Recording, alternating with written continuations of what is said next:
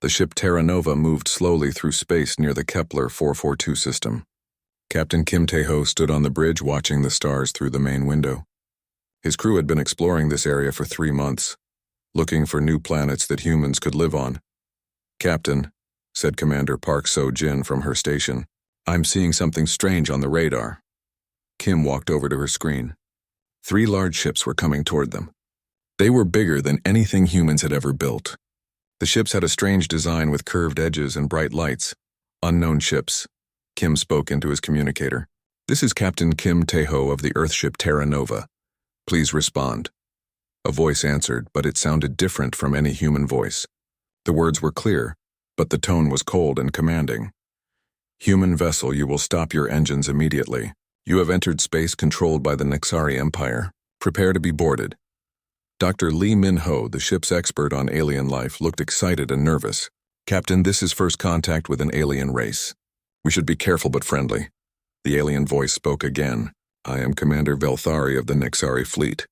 Your species is new to us. You will surrender your ship and submit to integration processing. This is standard procedure for all new species we encounter."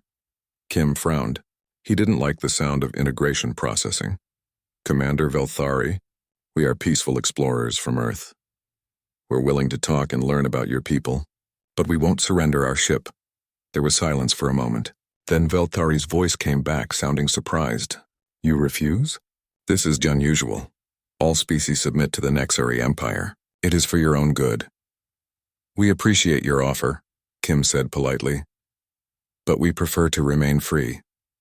Dr. Lee whispered to the captain, "Sir, their language suggests they've done this many times before. They expect us to give up without a fight." Commander Park studied her tactical display. The alien ships were much larger, but they were moving in a simple formation. "Captain, they're not taking any defensive positions. They think this is already over." Velthari's voice became harder. "Humans, you do not understand. The Nexari Empire has conquered hundreds of worlds. Your small ship cannot resist our power. Submit now, and you will be treated well during processing." "What exactly is this processing?" Kim asked. "Your species will be studied and improved. You will be given useful jobs in the Empire. Your violent and chaotic nature will be corrected. You will become peaceful and productive citizens." The bridge crew looked at each other. Dr. Lee shook his head. "They want to change who we are." Kim made his decision. "Commander Velthari, we thank you for your offer, but we must decline. We choose to remain human." The alien ship suddenly lit up with weapon fire, but instead of trying to destroy the Terra Nova, the weapons seemed designed to disable it. Bright energy beams hit the human ship's engines and weapon systems. "They want us alive," Commander Park said as she worked at her station. "Their weapons are set to capture, not kill." Kim smiled grimly. "Then they don't know humans very well." "All crew battle stations!" The Terra Nova was smaller and supposedly weaker than the alien ships. But Captain Kim had spent years in Earth's space navy. He knew that size wasn't everything in a fight. "Park, target their communication arrays," he ordered. "If we can't outfight them, we'll confuse them." The human ship fired its weapons at the alien ship's communication equipment. The Nexari had never experienced this tactic. Most species either surrendered immediately or fought back in predictable ways. "Choi Dong-min," Kim called to his engineer. "Can you overload our cargo bay sensors?" "Yes, sir, but why?" "Because we're going to make them think we're carrying something we're not." The Terra Nova began sending out false signals that made it look like the ship was full of dangerous explosives. At the same time, Kim ordered the ship to retreat toward a nearby asteroid field. Velthari's voice came over the radio, now sounding frustrated. "Humans, your tricks will not work. We have dealt with desperate species before." But the Nexari commander was lying. No species had ever used deception like this. Most aliens either fought with honor or surrendered with dignity. Humans seemed to do neither. The 3 alien ships followed the Terra Nova into the asteroid field. They were confident in their superior firepower and technology. This confidence was their mistake. Engineer Choi had been busy while they flew through the asteroids. Using mining equipment from the ship's cargo bay, he had quickly turned several large rocks into bombs. The explosives were simple but effective. "Now," Kim whispered. The asteroids exploded around the alien ships. The Nexari had advanced shields, but they weren't prepared for attacks from multiple directions at once. 2 of their ships were severely damaged. The 3rd Velthari ship lost power to its main engines. Impossible, Velthari said over the radio. His voice now carried fear. How did a primitive species do this? Commander Park had been studying the alien ships during the fight. Captain, their technology is more advanced than ours, but they fight like they've never faced real resistance before. Dr. Lee was analyzing data from the damaged alien ships. Sir, I'm picking up strange readings from their cargo holds. There are biological samples from dozens of different species. Kim felt a chill. What kind of samples? They look like they've been modified somehow, changed at the genetic level. The remaining alien ship began to retreat. Velthari's voice came one last time. This is not over, humans. The Nexari Empire will return with more ships. You cannot resist us forever. Maybe not, Kim said quietly, but we can try. As the alien ship disappeared into hyperspace, the crew of the Terra Nova gathered on the bridge. They had won their first battle, but they all knew it was just the beginning. Dr. Lee showed them the data he had collected. These aliens aren't just conquerors. They're collectors. They take species and change them into something else. Change them how? Commander Park asked. Make them obedient. Remove their ability to fight back or think for themselves. Turn them into perfect slaves. Kim stared out at the stars. Somewhere out there, Velthari was reporting back to his empire. The Nexari would return with more ships and better weapons. But humans had something the aliens didn't expect, the absolute refusal to give up. Set course for Earth, Kim ordered. Command needs to know what we're facing. As the Terra Nova began its journey home, none of the crew realized that their small victory had started something much larger. For the first time in centuries, the Nexari Empire had met a species that fought back and won. And that would change everything. High Admiral Kethvar stood in the command center of his massive warship. Around him, hundreds of Nexari officers worked at their stations. The Admiral was tall and thin, like all of his species, with gray skin and 4 arms. His eyes were completely black, and when he was angry, they seemed to glow. He was very angry now. Show me the report again, he ordered his assistant, Zixandra. The intelligence officer activated a holographic display. It showed the battle between Velthari's ships and the human vessel. Kethvar watched as his ships were outsmarted and defeated by a single small ship. Impossible, he muttered. Velthari had 3 heavy cruisers. How did one primitive ship defeat them? Zixandra pointed to different parts of the battle. The humans used tactics we've never seen before. They didn't fight with honor or follow standard combat rules. They used deception, turned asteroids into weapons, and attacked our communication systems first. Cowardly, Kethvar said. Perhaps, sir, but effective. The Admiral studied the data more carefully. In 300 years of conquest, the Nexari Empire had never lost a battle to a newly discovered species. Most aliens either surrendered immediately when they saw Nexari ships, or they fought in predictable ways that were easy to defeat. What do we know about these humans? He asked. Zixandra pulled up more information. They come from a planet called Earth in a system they call Sol. Our long-range scouts found evidence of a growing spacefaring civilization. They have spread to several planets in their home system. Military strength? Unknown, sir. The ship we encountered claimed to be an exploration vessel, but it fought like a warship. Kethvar made his decision. Assemble the 7th Hunting Fleet, 50 ships. We will find these humans and capture them for proper processing. The Emperor wants to study this species personally. Meanwhile, the Terra Nova was racing through space toward Earth.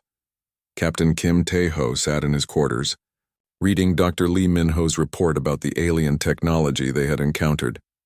The news was disturbing. The biological samples they had detected suggested that the Nexari Empire had been capturing and modifying species for centuries. Entire civilizations had been turned into slave races, their natural abilities preserved but their independence destroyed. Captain, Commander Park So-jin's voice came over the intercom. We're receiving a priority message from Earth Command. Kim walked to the bridge. Admiral Chang from Earth's Space Defense Force appeared on the main screen. He looked worried. Captain Kim, we've been analyzing your report. This Nexari Empire represents a threat unlike anything we've ever faced. Yes, sir. Their technology is more advanced than ours, and they seem to have conquered many other species. We're mobilizing the fleet, Admiral Chang said, but it will take time to reach your position. In the meantime, you need to gather as much intelligence as possible about these aliens. After the communication ended, Dr. Lee joined Kim on the bridge. Captain, I've been thinking about our encounter. The aliens seemed genuinely surprised that we refused to surrender. What if no other species has ever fought back? What do you mean? Think about it. If the Nexari have been conquering civilizations for centuries, they would have developed standard procedures. Meet new species, demand surrender, process them into slaves. It's probably worked every time.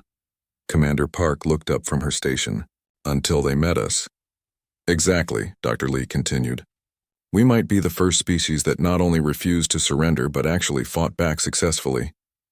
Kim considered this. If that's true, then they don't know how to fight an enemy that won't give up. Their conversation was interrupted by an alarm. Captain, called Yoon Ji-woo, the ship's Special Forces commander. Long-range sensors are detecting multiple ships approaching. Nexari design. Kim looked at the tactical display. 50 alien ships were moving toward them in perfect formation. They brought friends this time. Orders, sir? Commander Park asked. We can't outrun them, and we certainly can't outfight them, Kim said. But maybe we can outsmart them again. Engineer Choi Dong-min spoke up from his station. Captain, I've been studying the alien technology we captured from their damaged ships.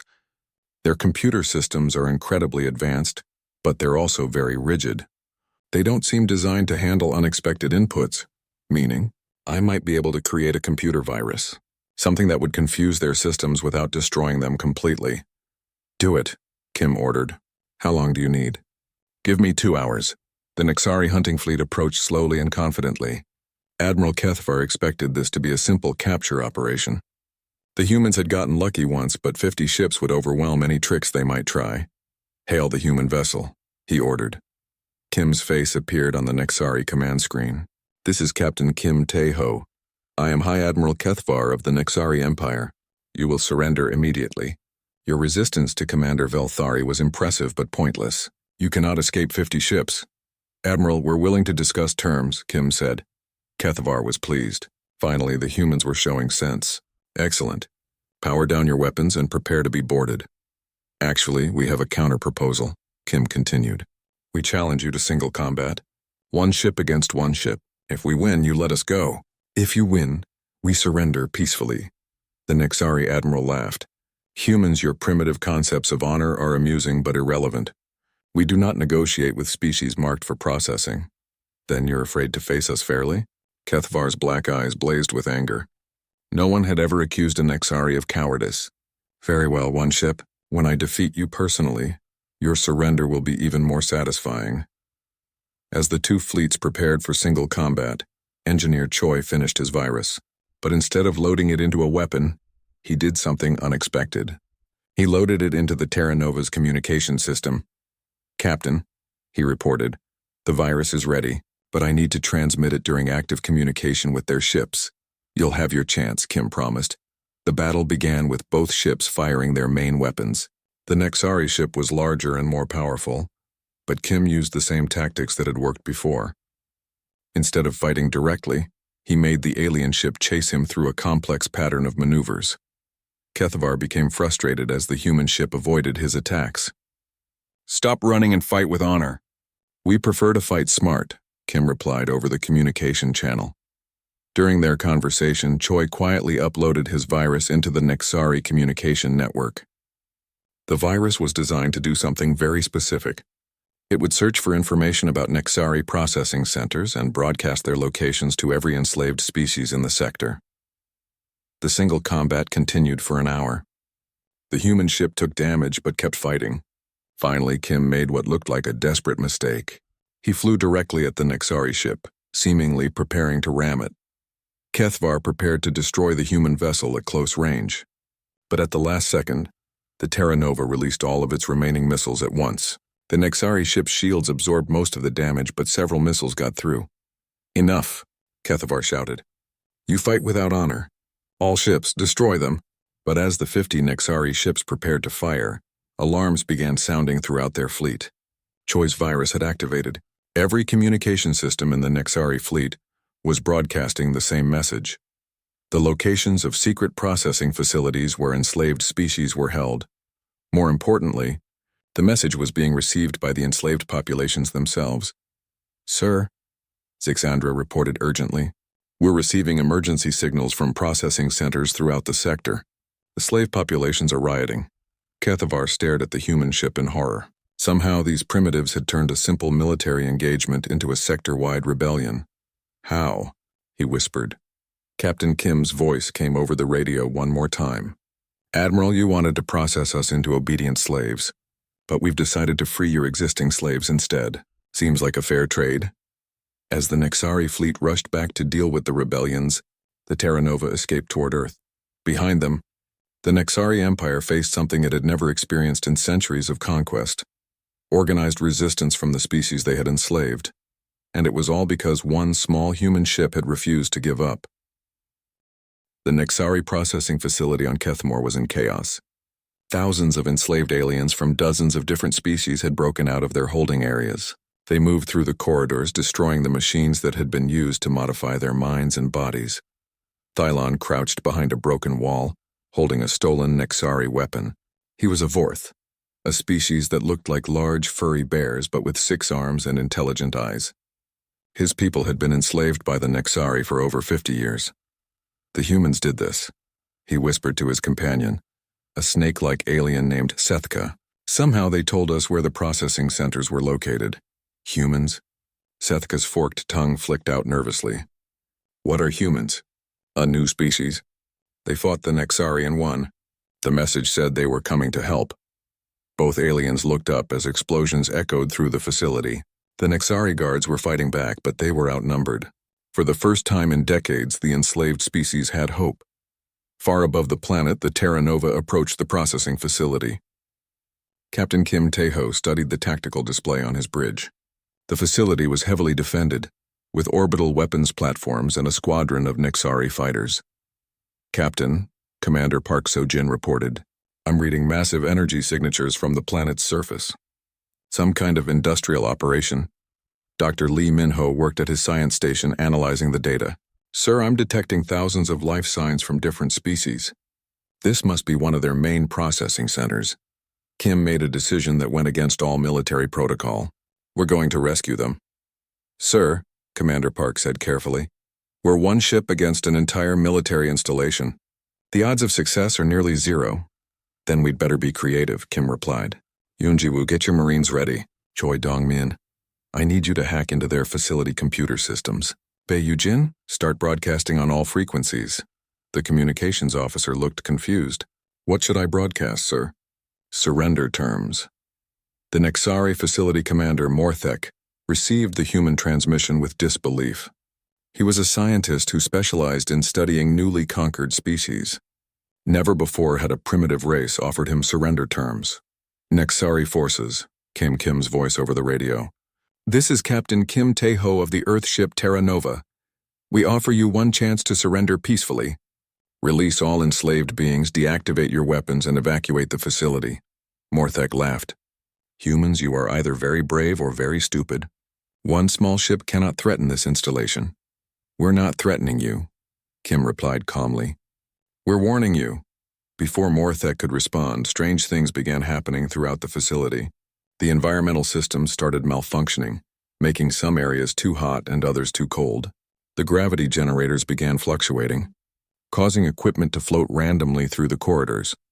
Engineer Choi had hacked into the facility's computer systems, but instead of shutting them down completely, he was making them work incorrectly. It was more terrifying than total system failure, because the Nexari couldn't predict what would happen next.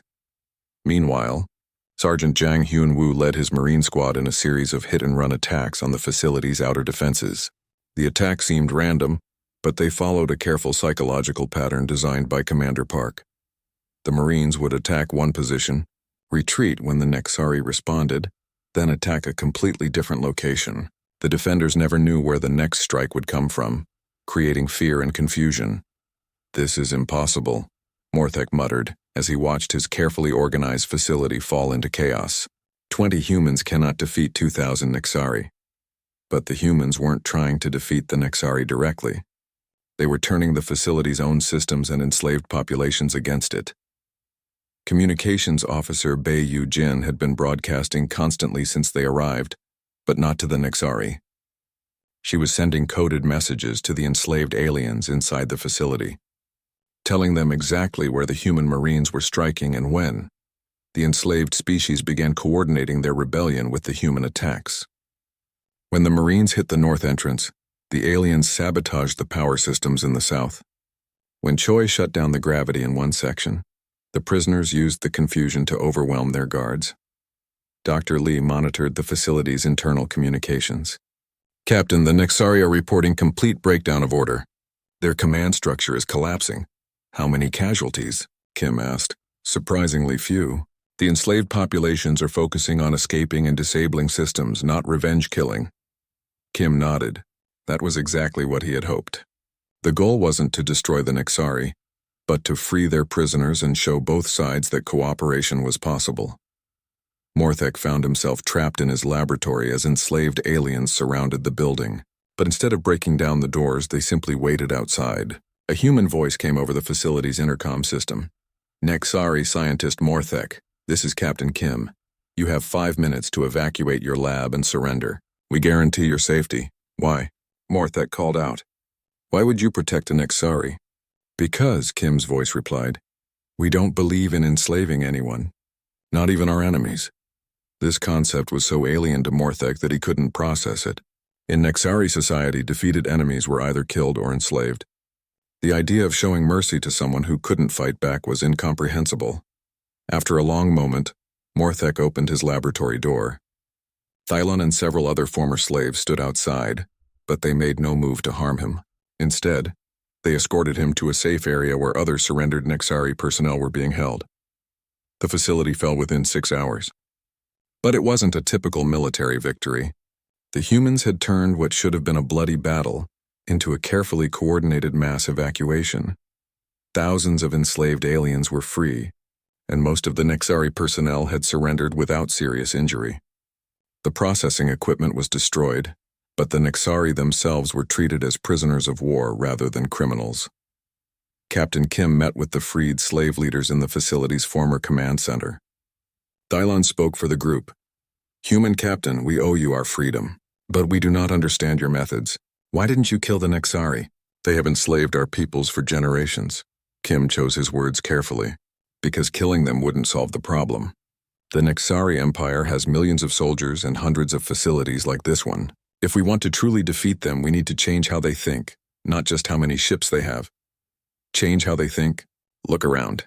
Kim gestured to the former processing center. Nexari and former slaves are working together to shut down the dangerous equipment.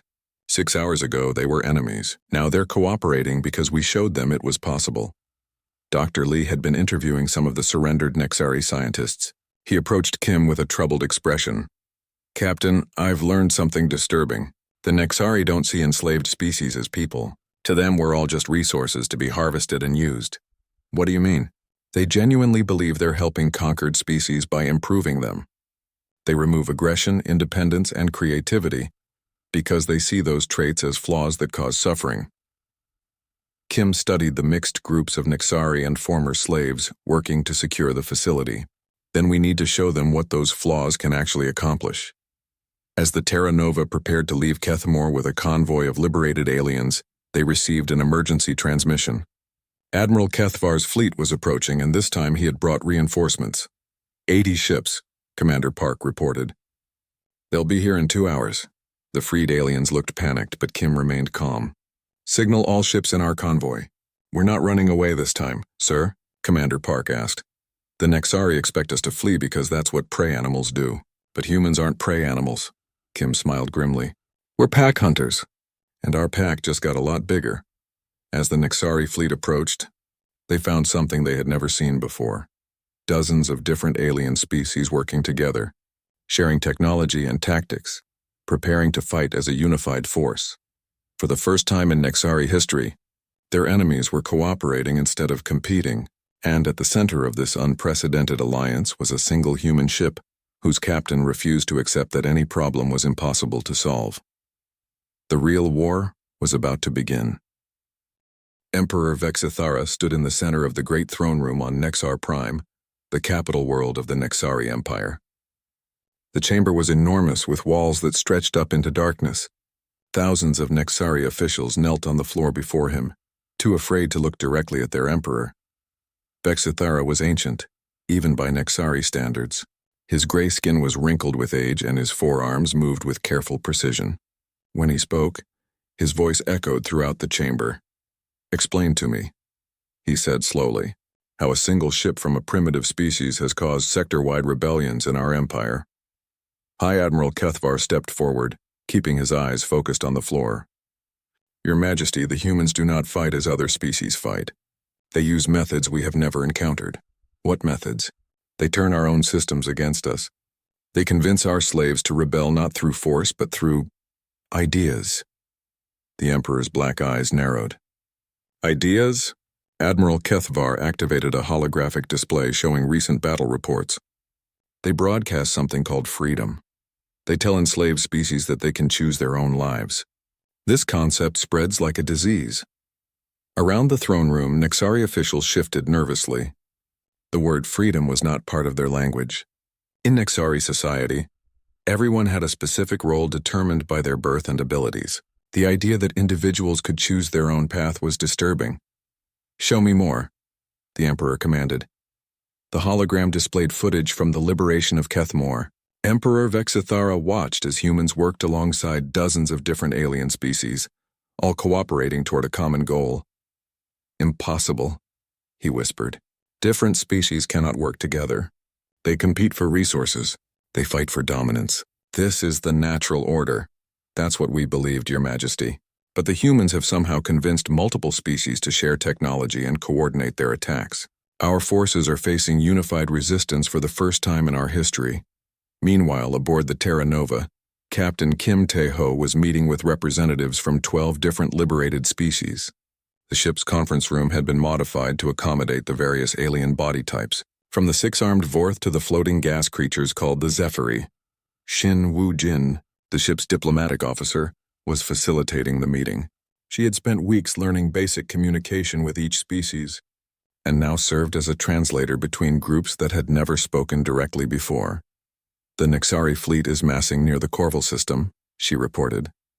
"Intelligence suggests they're preparing for a major offensive to retake the liberated processing centers." Thylon, the Vorth leader, raised two of his arms. "Our people want to fight back, but we have no military tradition. The Nexari bred aggression out of our species generations ago." "That's actually an advantage," said Han Mi-young, the human strategic analyst. "The Nexari expect violent resistance. They don't know how to handle non-violent civil disobedience." A crystalline alien named Quartz Singer chimed in with musical tones that the translation system converted to words. "My people can disrupt their communication networks without destroying them. We understand crystal technology better than the Nexari do." Captain Kim listened as each species contributed ideas for resistance. What impressed him most was how quickly they had learned to work together. Species that had been isolated from each other for decades were now sharing their unique abilities. "The key," Dr. Lee Minho observed, "is that we're not asking anyone to be something they're not. We're asking them to be more of what they already are." While the alliance grew stronger, something unexpected was happening within the Nexari Empire itself. Grixtal, a former facility overseer, sat in a human-built prison cell reading captured human literature. He had been captured during the liberation of Kethmore and expected to be tortured or killed. Instead, Dr. Lee had given him books about human philosophy and asked him to read them. The concepts were alien to everything Grixtal had been taught. Humans wrote about individual dignity, the right to choose one's own path, and the idea that strength came from protecting others rather than dominating them. "It makes no sense," he muttered to himself. "If everyone chooses their own path, society would collapse into chaos." But when he looked out of his cell window, he saw the opposite. Humans and liberated aliens worked together efficiently, each contributing their unique skills to common projects. There were disagreements and discussions, but somehow they always found solutions. Dr. Lee visited him daily, not to interrogate him, but to answer his questions about human society. "How do you maintain order if everyone is free to choose?" Grixtal asked during one visit. "We choose to cooperate," Dr. Lee explained. "Cooperation is more effective than domination because it lets everyone contribute their best abilities." "But what if someone chooses badly? What if they make decisions that harm others? Then we try to show them better choices. Sometimes that works, sometimes it doesn't. But at least they have the chance to grow and change. This concept of personal growth was revolutionary to Grixdal. In Nexari society, individuals were assigned roles based on their initial abilities and never changed. The idea that someone could learn and improve throughout their life was almost unthinkable. Back on Nexar Prime, Emperor Vexithara was receiving disturbing reports from throughout his empire. The Freedom Virus was spreading even to worlds that had never been directly contacted by humans. "Your Majesty," reported Zixandra, the intelligence officer, "we're receiving communications from Nexari citizens asking questions about individual choice and personal freedom. These concepts are spreading through our own population." The Emperor felt something he had never experienced before: genuine fear. The Nexari Empire was built on the principle that order came from control. If citizens began thinking they could choose their own lives, the entire system would collapse. "Activate the final protocol," he commanded. The throne room fell silent. The final protocol was the Empire's ultimate weapon, planet-killing devices that could sterilize entire worlds. They had been built centuries ago but never used. "Your Majesty," Admiral Kethvar said carefully, "the final protocol would destroy billions of beings, including our own citizens on the rebellious worlds." "Better destroyed than infected with human ideas," the Emperor replied coldly. "If we cannot control them, we will eliminate them." The orders went out across the Empire. Massive ships carrying world-destroying weapons began moving toward the rebellious systems. The plan was simple: destroy every world that had been contaminated by human concepts of freedom. But the humans had been monitoring Nexari communications. Captain Kim received the intelligence report with horror. "They're going to commit genocide," he said quietly. "Billions of beings, including their own people." Commander Park studied the tactical data. "Sir, the planet killer ships are heavily defended. Our small fleet can't stop them." Kim was quiet for a long moment, considering options. Finally, he made a decision that would change the course of the war. "Send a message to Earth Command. Authorization code Alpha 77. "Sir," Commander Park said with surprise, "that's the code for full military deployment," Kim finished. "It's time to show the Nexari what humans are really capable of."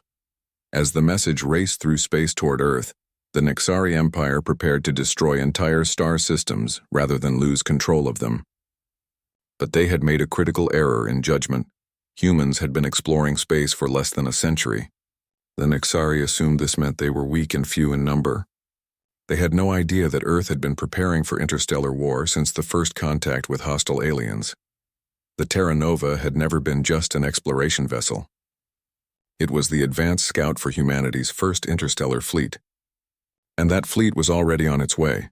Emperor Vexithara thought he was facing a single ship and a few liberated slaves.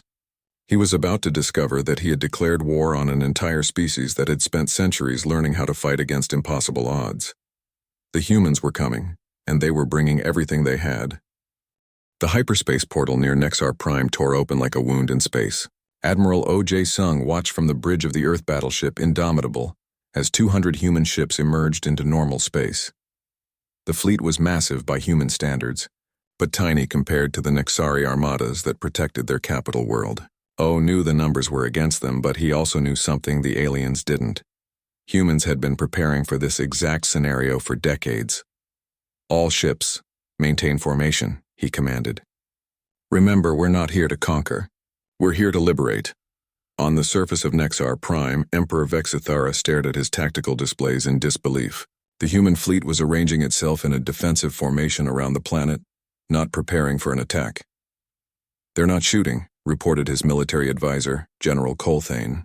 "The humans have enough firepower to damage our orbital defenses, but they're just waiting." "What are they waiting for?"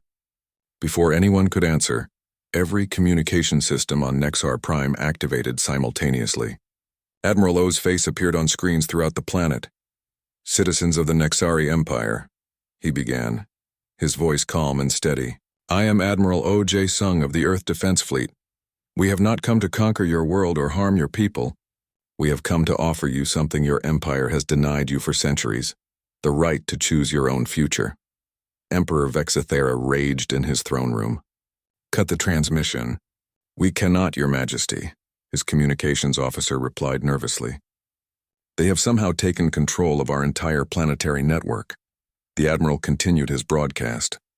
For too long, your empire has told you that order comes from control, that peace comes from suppression of choice.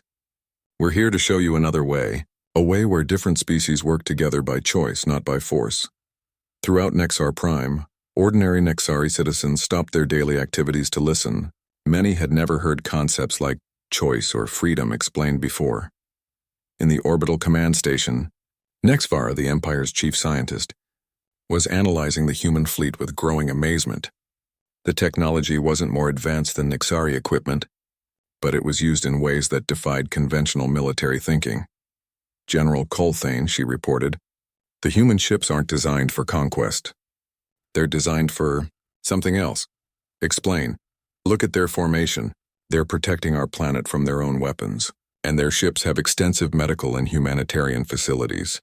They came here to help people, not destroy them. General Colthane studied the data. The human fleet could have begun bombardment immediately upon arrival. Instead, they had positioned themselves to minimize damage to the planet below. This is some kind of trick, he muttered. But even as he said it, he wasn't sure he believed it. In space above the planet, Colonel Lim Da-yoon prepared her special operations teams for the most unusual military mission in human history. Her orders were to capture key Nexari facilities while causing minimal casualties and showing maximum mercy to surrendering enemies. Remember, she told her soldiers, every Nexari we treat with dignity becomes a potential ally. Every act of unnecessary violence strengthens their resistance. We're not just fighting a war, we're trying to end one. Her teams deployed to strategic points around the planet using stealth insertion pods, but instead of attacking immediately, they began broadcasting again. Nexari military personnel, came Lim's voice over tactical channels. You are surrounded and outgunned. However, we offer unconditional amnesty to any forces that surrender. You will be treated with respect and given the opportunity to help us rebuild your empire into something better. On Nexar Prime's main military base, Commander Zethical received the surrender offer with confusion. In Nexari military tradition, defeated enemies were killed or enslaved. The idea of offering mercy to a surrendering force was incomprehensible. It's a trap, he told his subordinates. They want us to surrender so they can process us like we process other species. But even as he spoke, reports were coming in from around the planet. Human forces had captured several installations without firing a shot. Nexari personnel who expected to be killed or tortured were instead being offered medical treatment and comfortable quarters. Back on the Terra Nova, Captain Kim Tae-ho was coordinating with the Liberation Fleet when Dr. Lee brought him disturbing news. Captain, I've been analyzing intercepted Nexari communications. Emperor Vexithara has ordered his planet-killer ships to destroy Nexar Prime if he loses control of it. He's willing to destroy his own capital world? Rather than let it be infected with human ideas, yes. Kim realized the horrible truth.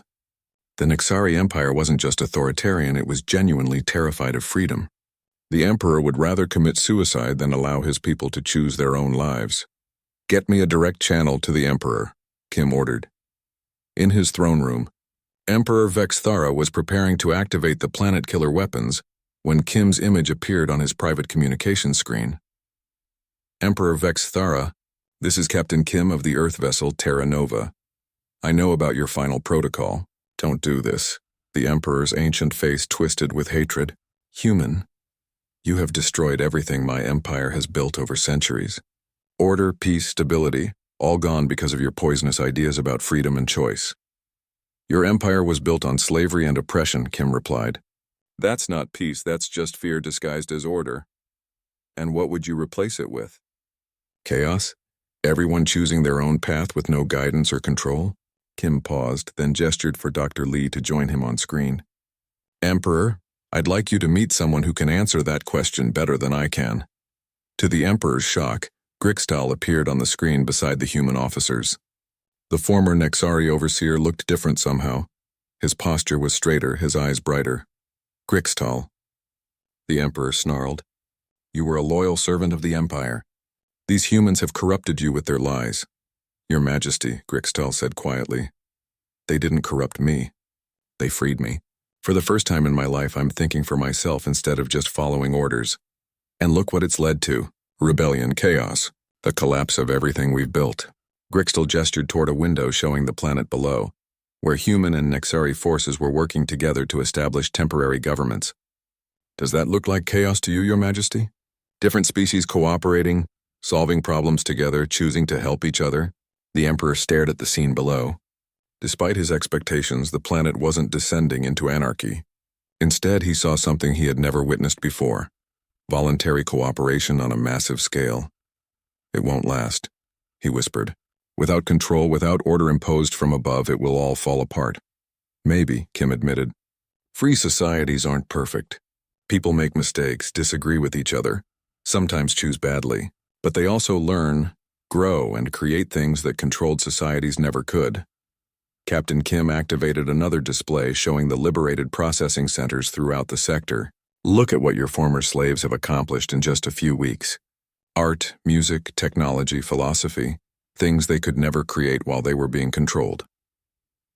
For the first time in his long life, Emperor Vexithara felt doubt. The chaos he had predicted wasn't happening. Instead, he was seeing innovation and creativity on a scale the Empire had never achieved. What do you want from us?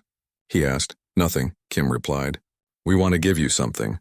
The chance to choose what kind of society you want to live in.